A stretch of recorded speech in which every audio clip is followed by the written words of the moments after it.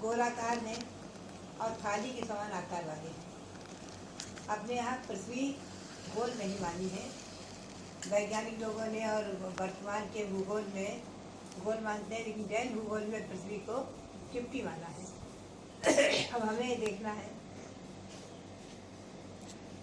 कि सबसे पहले जम्बूद्वीप का वर्णन कैसा है और उसके घेरे हुए दोनों तरफ से, चारों तरफ से लवण समुद्र, फिर धात्री खंड, फिर कालुदेव समुद्र, फिर पुष्कराल द्वीप आदि। तो जम्बूद्वीप में हम थोड़ा सा जैन भूगोल लेना चाहेंगे और हम चाहेंगे कि जैन भूगोल पर हम चर्चा करें विशेष रूप से। और कोई कोई नई नई उपलब्धि जरूर होती है, क्योंकि मैं जब भी देखती हूँ तो कोई ना कोई नई उपलब्धि आती है तो बहुत मन प्रसन्न होता है। तो जम्बूद्वीप में 1 लाख योजन का विश्व जम्बूद्वीप है और ये योजन जो है महायोजन। शास्त्र में वर्णित है कि महायोजन से क्या क्या लेना। बहुत स्पष्ट खुलासा किया है कि जितने भी आकृतिक संरचनाएँ हैं, द्वीप, समुद्र, कुलाचल, वेदी, नदी, कुंड, सरोवर, जगती, वनक्षेत्र आदि सब जो है महायोजन से लिए गए हैं। इस महायोजन में 2000 कोसमाला है, यानी 4000 मील मान लीजिए। और लघु योजन जो है वो एक योजन में 4 कोसमाला है, 8 मील।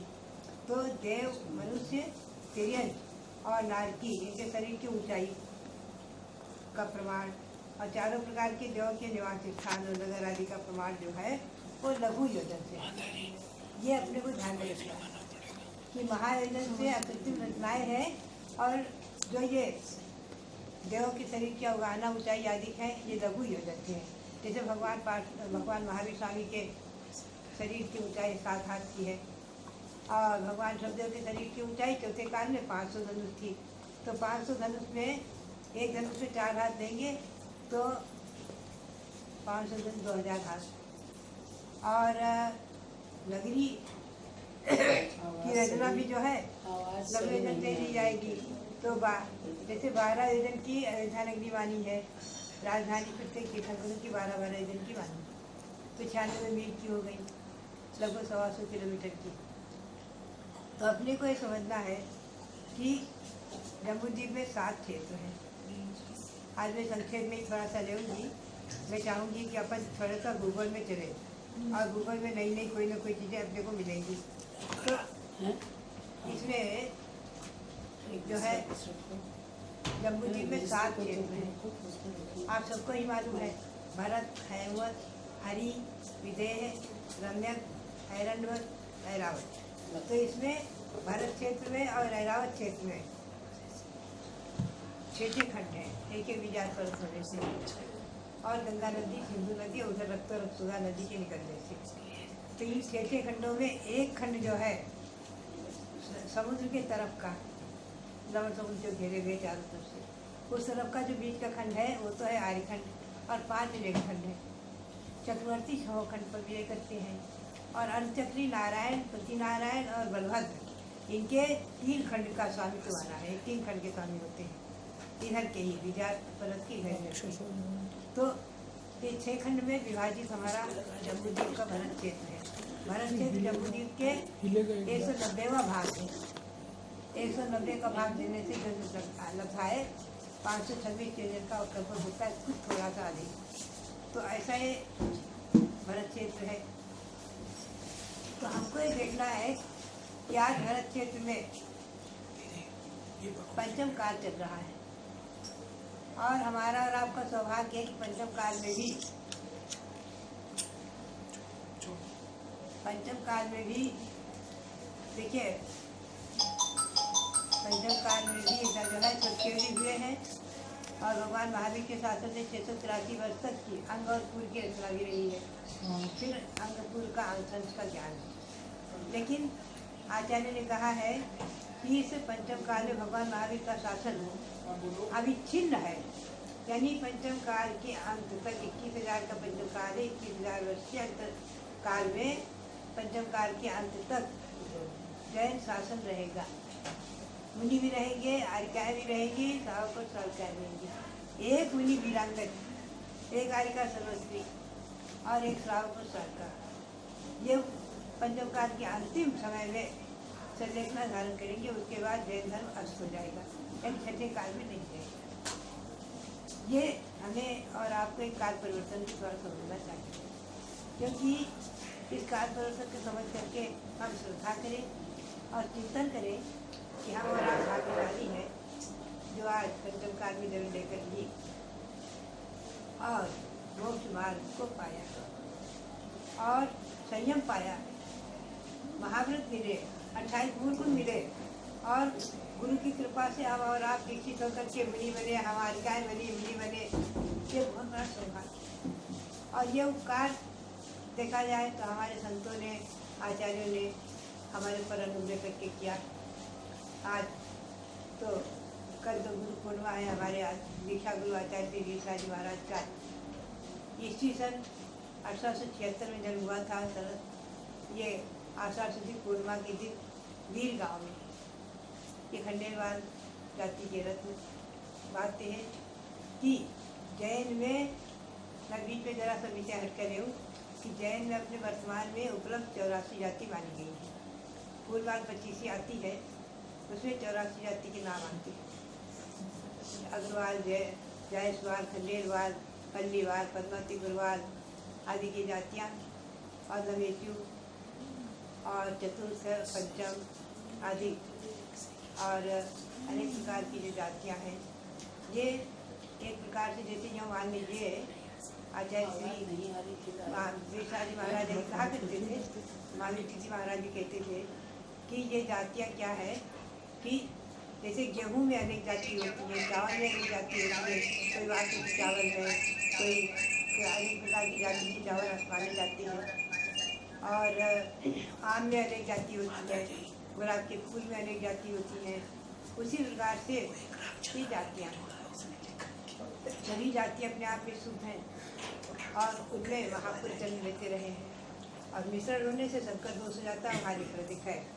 तो कुल मिला करके हम और आप सभी जैन कुल में जन्मे और जन्म लेकर के गुरु परंपरा से संयम पाया और आज मनुष्य पर्याय में जैसा कि भाव संग्रह में लिखा हुआ है कि वरिष्ठ सहस्यन पुरा जब कम्मम हनई जैन कायन तम संपत्ति तम कम्मम वर्षेण निजर्यै वर्षेण दु निजर्यै हीण संवरण निजरई तेन कायन हीण संवरण हीन समझने। तो जितने कर्मों की निर्जला पूर्व के साधु, चतुर्कालीन साधु 1000 वर्ष में करते थे, उतने कर्मों की निर्जला आज साधु अपने हीन संवरण से, तपस्या के प्रभाव से 1 वर्ष में कर देते हैं। बहुत बड़ी बात है। और इससे जो है बहुत बड़ी एक अपने को शक्ति मिलती है, मनोबल बढ़ता है और विश्वास होता है कि हम जो है पंचम काल में जो संयम की साधना करें तो व्यर्थ नहीं है, क्योंकि हीन संवरण से जब भी हम कर रहे हैं तो हमारे अधिक कर्मों की निद्रा हो रही है। तो मुख्य रूप से तो अपने जीवन में जो स्वाध्याय है और ध्यान है और आवश्यक क्रियाएँ हैं।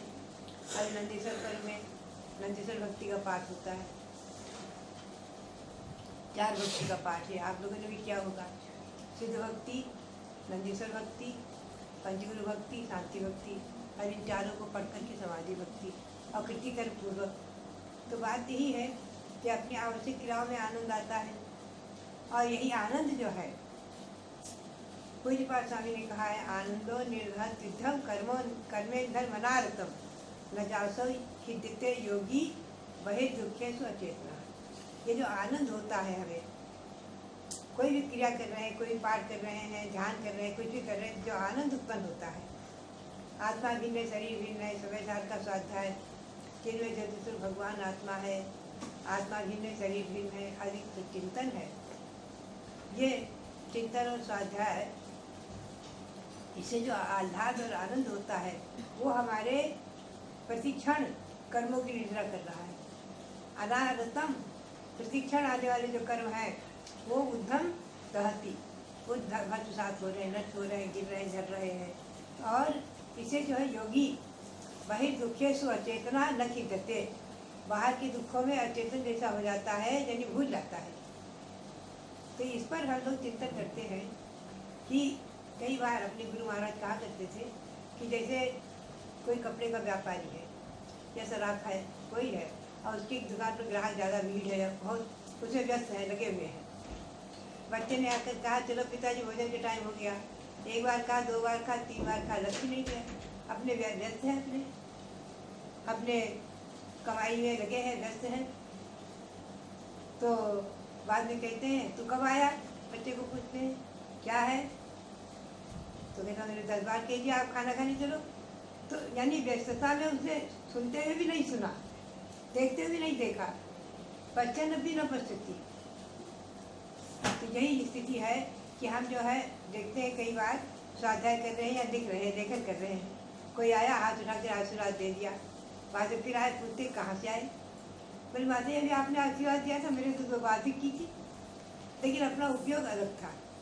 तो ऐसे ही उपयोग जो हमारा है, जो अपने स्वाध्याय में, अपने कर्म के प्रकृति के चिंतन में या जैन भूगोल आदि के चिंतन में जो लगता है उपयोग, ये उपयोग हमारे कर्मों की निर्णय करता है। और इसमें बाहर में क्या हो रहा है, शरीर में भी अगर कोई व्याधि है या कष्ट है या वेदना है, तो उस समय जो है उपयोग बदलने के लिए ही पाठ सुनाते हैं। हम लोग कहते हैं कोई पाठ सुनाओ, भक्तावर सुनाओ, कोई ना कोई पाठ सुनाओ, भक्तावर सुनाओ, शांति भक्ति सुनाओ, तो उपयोग बदल जाता है। तो बात यही है, ये उपयोग बदलना ये बहुत बड़ा हमारा पुरुषार्थ है। तो स्वाध्याय जो है उपयोग बदलने के लिए ही है। स्वाध्याय का अर्थ ये, स्व माने अपना अध्ययन, इसका नाम है स्वाध्याय। स्वाध्याय की व्याख्या यही है, स्व अध्ययनम, स्वाध्यायः चिंतनम मननम अभ्यासः स्वाध्याय। तो बात यही है कि हम चिंतन करें कि मेरा विषय था कि जम्बूद्वीप में वर्तमान में 134 कर्म भूमि है। भारत सेना राउत की तो इनमें तो पंचम काल है, काल परिवर्तन है। लेकिन विधेय क्षेत्र में 32 विधेय हैं जम्बूद्वीप में, उसमें आज भी 4 तीर्थंकर विद्यमान हैं, शिवंदर स्वामी, युगवंदर स्वामी, बाहु स्वामी और युवाहु स्वामी, चारों की तीर्थंकर के समर्थन आज विद्यमान है। ये बिहारवान विद्वान तीर्थंकर कहलाते हैं। वहाँ शाश्वत कर्म भूमि है। जैसा भगवान ऋषभदेव के समय जो यहाँ व्यवस्था थी, ठीक वही व्यवस्था वहाँ हमेशा हमेशा चलती रहती है। तो जम्बूद्वीप में ही 32 विदेहों में आज भी तीर्थंकर हो रहे हैं, केवली हो रहे हैं और महामुनि जिन कर पे मुनि हो रहे हैं। लेकिन आज हमारा और आपको सौभाग्य कि आज के दिन नंदीसर पर्व में, देवगढ़ तो नंदीसर पर्व में है, अखंड पूजा चल रही है। और जितने भी साधु हैं मुनियारिका आदि वही पक्ष पीछे धारण करने वाले, सब आज के दिन वर्षा की स्थापना करेंगे, क्योंकि आगम की आज्ञा है आषाढ़ शुक्ला चतुर्दशी को पूरी रात्रि में वर्षा की स्थापना कर सकते। कोई दिन में कर लेते हैं, बात अलग है, वो विषय अलग है, लेकिन फिर भी आषाढ़ शुक्ला चतुर्दशी को वर्षा की स्थापना। तो आज का दिन पवित्र दिवस हमारे और आपके जीवन में मंगलमयी हो। ये वर्षा योग्य हमारा और आपका सबका मंगलमयी हो, धन प्रभावना पूर्वक। आज मैं सुबह कह रही थी 12 चैनल पर कि अभी वर्तमान का ये वर्षा योग हमारा और आपका ये प्रभावना के लिए नहीं है, क्योंकि वैश्विक महामारी ने इस समय जो रोक लगाई है और जो थोड़ा सा ये लॉकडाउन आदि के निमित्त से या शासन की आज्ञा से, हमारे प्रधानमंत्री के कहने से कि भाई लोग जो है भीड़ इकट्ठा ना करें, तो प्रभावना के कार्य तो हमें और आपको करना नहीं है। प्रभावना के कार्य में लोग समृद्ध करके और अपने को जो है मुख्य रूप से साधना की तरफ रख देना है। अपनी आप साधना, अपना स्वाध्याय अधिक हो, अपने संग में पठन पाठन अधिक हो, अपने माला जप माला अधिक करें, ध्यान अधिक करें, अपनी चर्या अच्छी तरह से अपनी निर्दोष बनाए रखें।